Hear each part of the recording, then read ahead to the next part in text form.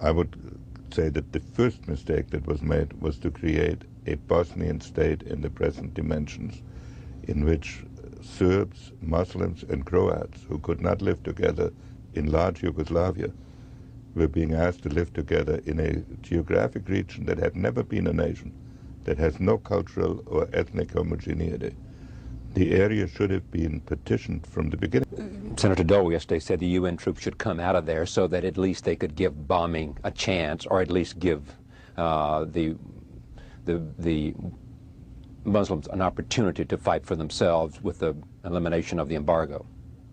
It's a perfectly feasible course to let the parties fight it out. But if we say the United States is going to start bombing on a massive scale, it would be imperative to define what exactly it is we're trying to achieve.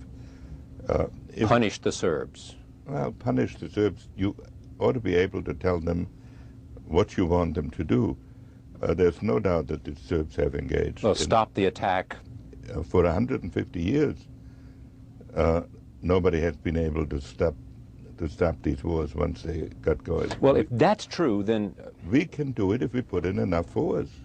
But do we have to put in ground troops? And if we lack the will to put in ground troops, should we stand by not doing anything? Because a lot of people say it's a false choice to say either we do nothing or we put in ground troops. That in fact, if you get that, what we ought to do is at least test. The phrase used by Bill Safire and others is give bombing a chance. Give bombing a chance to do what? If we want to punish aggression. Well, you don't like the word aggression, I understand. Punish aggression means that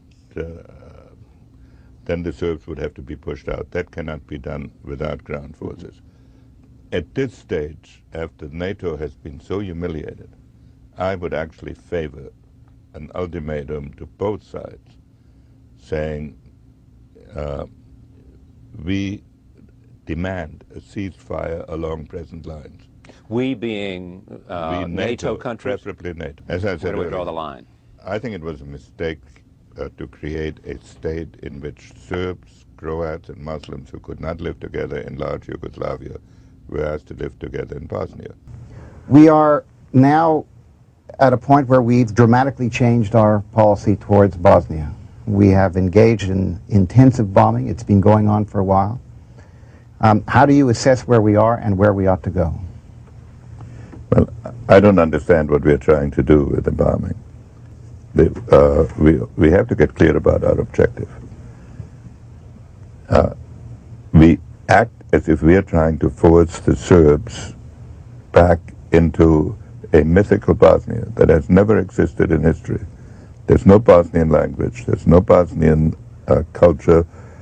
Bosnia is an administrative entity which contains Croats, Muslims, and Serbs, artificially created as a subdivision of Yugoslavia and foolishly recognized as a state by the Western powers in 1991. If you look at Serbian history, for 600 years they have fought not to be dominated by Muslims. And why the United States should violate its own principle of self-determination to bomb them back, why our media should call them the separatist Serbs, what are they separating from that has ever existed? So I believe that what we should do is create a Muslim state or recognize a Muslim state, permit the other nationalities either to make themselves independent or join Croatia and Serbia, as the case may be, and not get ourselves involved in a Balkan war that cannot end, even if we win it. We cannot stay there in permanent occupation. Now, part of our policy has been the notion of a multi-ethnic state in Bosnia. But the Serbs, as you say, have made it clear from the very beginning. They have no intention of being ruled by the Muslims, and the Muslims have no intention of being ruled by the Serbs. Yet we're still paying lip service, at least, to that, even though on the ground it seems to me you've had that ethnic separation. Exactly.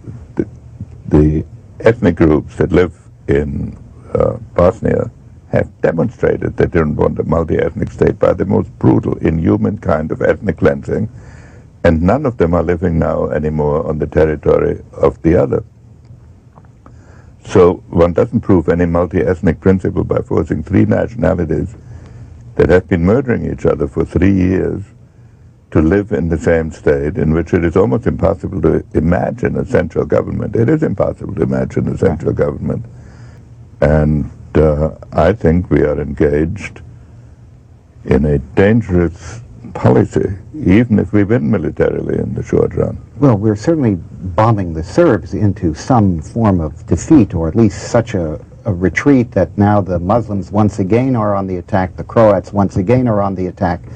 My question but for here... what purpose? Yes. No, why are we continuing the bombing? They say they're not going to pull back these guns, the heavy weaponry from Sarajevo, and that's our ostensible reason for continuing the bombing. No, but they say they're willing to pull them back if we give them a guarantee right. against attack by the Muslims, and or an assurance, not even a guarantee, and that we've refused to give. That is the problem. Now, why does it make sense for us to refuse to give that assurance? Because we are torn. I would suspect, if I could psychoanalyze Holbrooke, I believe he agrees substantially with what I've said. On the other hand, he has to recognize that there are both conservative and liberal groups in this country who, some of them say this is aggression, others say that this is like Nazi genocide, and who have focused on the Serbs and who do not understand the history that whoever started the last round, there are so many rounds that have gone before, that you cannot assign responsibility for the hostility to any one of these groups.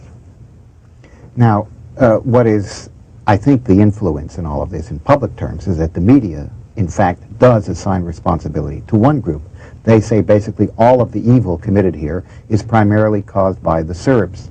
The fact is, though, that haven't the Muslims also been involved in ethnic cleansing? Didn't the Croats just, in a sense, also in their most recent military campaign, throw out 150,000 Serbs? I mean, this is a part of that There's part no of that doubt, world. probably, that in the last round, the Serbs began the ethnic cleansing. Right. But there's also no question that the Croats cleaned out, both in Wallonia and in Krajina, at least 150,000, I think actually more than that. And that the Muslims, where they can, do the same thing. Problem is that the Serb atrocities occur in cities where there's television. Right. And the Muslim atrocities occur in the countryside where there's no television. Well, also the Serb atrocities, the sort of the notion of having these shells landing, see pictures of innocent civilians running to escape with their lives, that sort of cumulatively has created some kind of sort of central urge in this country to do something to stop what we find so morally offensive. And there's no question that that wars in the Balkans are fought with extreme brutality and that the Serbs have behaved atrociously. Right.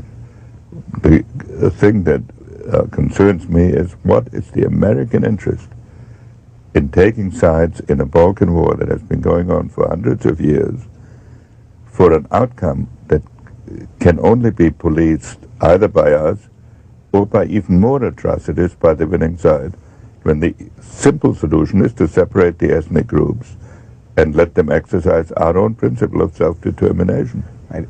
If you keep the three ethnic groups within the so-called boundaries of Bosnia, which, as you say, was an administrative unit, and do not allow the Serbs, for example, and the Croats to join Serbia, Greater Serbia, what you are looking at, it seems to me, over any kind of period of time, is some kind of resumption of what's going to be happening, or what's happening now. If we're going to put peacekeeping forces in, as the President has promised, which I'm opposed to also, and if we put these peacekeeping forces at the international border of Bosnia that has been, in my view, foolishly recognized, then we are holding the ring for a civil war between the existing groups inside that territory. And there's another thing.